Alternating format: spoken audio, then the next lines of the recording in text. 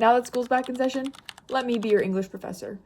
Here is what I would assign as required reading for the semester. We're gonna keep things clean here because you gotta remember, this is still school, but what we're not gonna do is recommend a bunch of books that are written by old white men that are mostly dead. So first up, we have Remarkably Bright Creatures by Shelby van Pelt. This book follows Marcellus the octopus and Tova, the old woman that works as a custodian at the aquarium that Marcellus is at. So one thing I love about this book is that anybody could read this. Does not matter your age. I recommended this to my grandmother. Okay? I also love that there are a million subgenres in this. There's a little bit of romance, a little bit of mystery. This is just a great fiction book that I think everybody can read. This book also holds a lot of great life lessons, including that all life has value and that you should never underestimate another person or creature's intelligence just because you don't understand them. The next book on your required reading list is Crying in Mart by Michelle Zauner. This is such a moving memoir, and it includes themes of food, family, and grief. This book reminds us to appreciate the little things and the moments with the people we love, and it connects us to our traditions that create our families and who we are.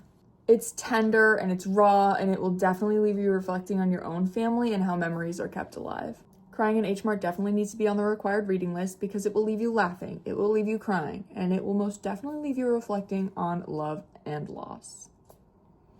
Next up, we're going to talk about Tomorrow and Tomorrow and Tomorrow by Gabrielle Zevin. This book is easily one of the best books I've ever read, one of my 6-star reads. I would say that on the surface, this book is about two friends that come together to make video games. Okay, what's special about that?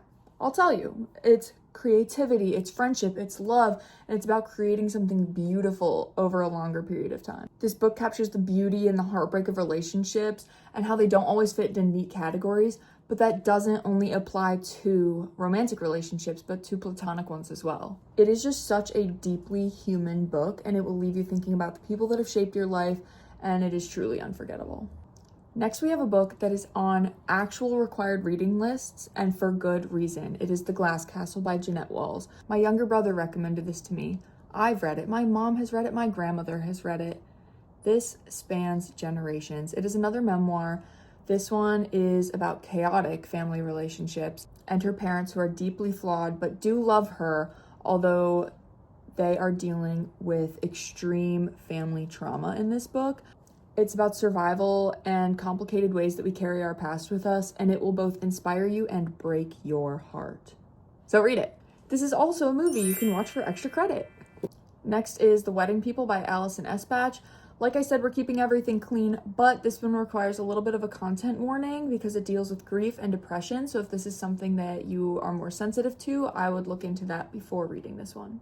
This novel follows our main character, Phoebe, who is dealing with the divorce with her husband, ex-husband, and she finds herself at a hotel surrounded by a bunch of people that are there solely to attend a wedding, which she is the only one that is not. One thing I love about this book is how it shows joy and grief and sorrow can coexist. They do not have to be separate feelings. It's just a beautiful story about loneliness and healing and rediscovering the meaning of life, all while in the midst of grief. Another book I'm requiring you to read is The Anthropocene Reviewed by John Green. And yes, I know this is a white man, but he isn't that old and he's not dead, so that's a plus. But this book is so unique, and it is a bunch of short personal essays about human life that are written on a 5-star scale, the same way that we review books. It's everything from Mario Kart to Indianapolis, Indiana to The Plague. I just love how he takes ordinary things and he turns them into wondrous stories that you just want to keep reading and reading. And because they're so short, you can read as many as you want because you just don't get sick of them. I love reading reviews if I'm going to do something, and this is kind of the same, except I get to know John Green a little bit more, and he's one of my favorite authors, and he should be yours too. It's just a reminder that there's meaning in the little everyday things that we may not always notice, but in bite-sized humorous chunks. Now let's talk about Yellowface by RF Kuang. This book deals with race and authorship and who should be able to write what stories. It follows a struggling writer named June, if you know, you know, and how she takes her friend's manuscript after a tragic accident. It's darkly funny and incredibly real, and it's kind of uncomfortable how cohesive of a feeling that can be. In this book, RF Kuang completely exposes the publishing industry, and she also holds a mirror to how privilege and envy shape us, And I think that that is critical for her writing. It's fast-paced and it's sharp and it definitely sparks conversation, and I think that this is perfect for required reading. This one's more of an honorable mention that I'd recommend on the DL for my college students out there, but it is 7 Days in June by Tia Williams. It is a beautiful second chance romance between our two main characters, Eva and Shane. This is so much more than a love story. It's about dealing with addiction and trauma and chronic illnesses on a day-to-day basis, because that's how life is. And this kind of thing is not talked enough about in literary pieces. But at the same time, it delivers that chemistry and the banter that is so good. But I wouldn't put it on my syllabus. You know, if I were talking to a student one-on-one in a college setting, I'd be like, oh, have you read anything by Tia Williams? That's how that's gonna go.